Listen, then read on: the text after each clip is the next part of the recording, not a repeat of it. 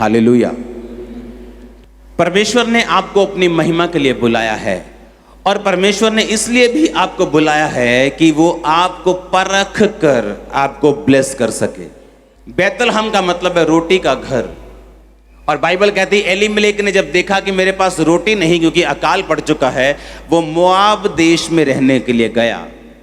मोआब देश नीचा है और बैतलहम ऊंचाई पे है। बैतलहम का मतलब है रोटी का घर और मोआब यानी कि एक ऐसी जाति जो व्यभिचार से पैदा हुई थी।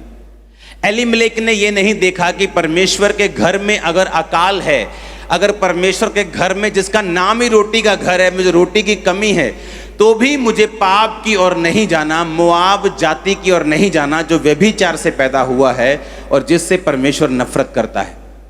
लेकिन बाइबल कहती वो आत्मिक नॉनसेंस व्यक्ति था।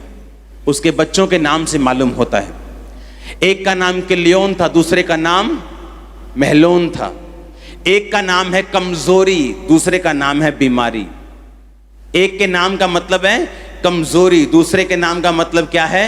बीमारी। ऐसा नाम अपने बच्चों का वही रख सकता है जो आत्मिक रूप से बीमार हो और नॉनसेंस व्यक्ति हो। कुछ लोग आत्मा में नॉनसेंस होते हैं, उन्हें लगता है कि ये सब बातों का कोई मतलब नहीं, मैं कोई भी नाम रख दूं, नाम से क्या लेना, हम कमाएंगे तो खाएंगे, नाम क्या दे देगा। लेकिन वो गलत फहमी में है। नाम का मतलब आपकी लाइफ की डेस्टिनी है। नाम का मतलब उस नाम का पूरा महत्व आपकी लाइफ में रहता है। हालेलुया। मूसा जल में से निकाला गया, इसका नाम मूसा पड़ा। और जब मूसा फंसा तो जल की परीक्षा में फंसकर कनान जाने से रुक गया। ये बहुत डीप बात है, आज मैं इसे नहीं करूंगा आपके साथ।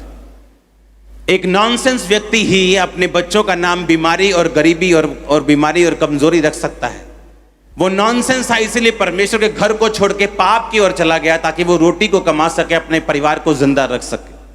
और शायद परमेश्वर ने उसे परखा था कि जब मेरे घर में अकाल हो, जब मैं तेरी जिंदगी में अकाल डालूं, जब मैं तेरी जिंदगी में कमी को डालूं, क्या तू अपनी पवित्रताई को, क्या तू अपनी स्पिरिचुअल लाइफ को नीचे की ओर लेके जाएगा? अगर तुझे जरूरत हो, क्या तू वहीं रखेगा जहां तुझे रखनी चाहिए? बाइबल के सबसे बड़े छुटकारों में से एक छुटकारा रूत का होता है।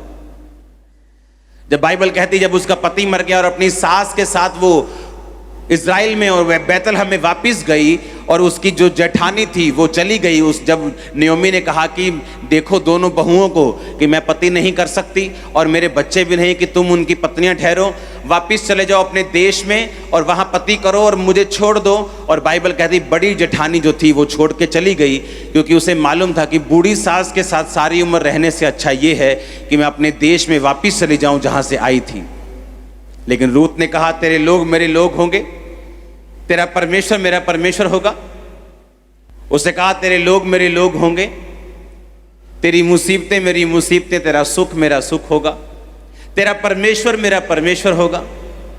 मैं अगर मोआब में चली गई तो वहां पर मुझे सारे सुख तो मिल जाएंगे, लेकिन यहोवा परमेश्वर की आराधना वहां नहीं होती तो वहां पे परमेश्वर मुझे नहीं मिलेगा। उसने कहा सिर्फ मौत ही होगी जो तुझे मुझसे अलग कर सकती है।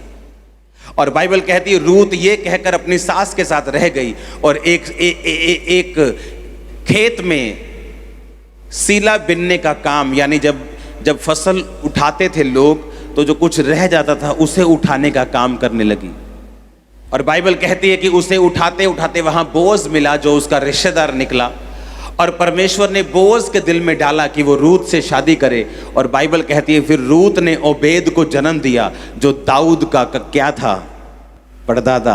हाँ, यिशै उसके बाद उससे वो जन्मा। और बाइबल कहती है उसी दाऊद से यीशु मसीह और उसी दाऊद से आप और मैं पैदा हुए। सबसे बड़े छुटकारों में से एक छुटकारा जो है वो रूत का है बाइबल में।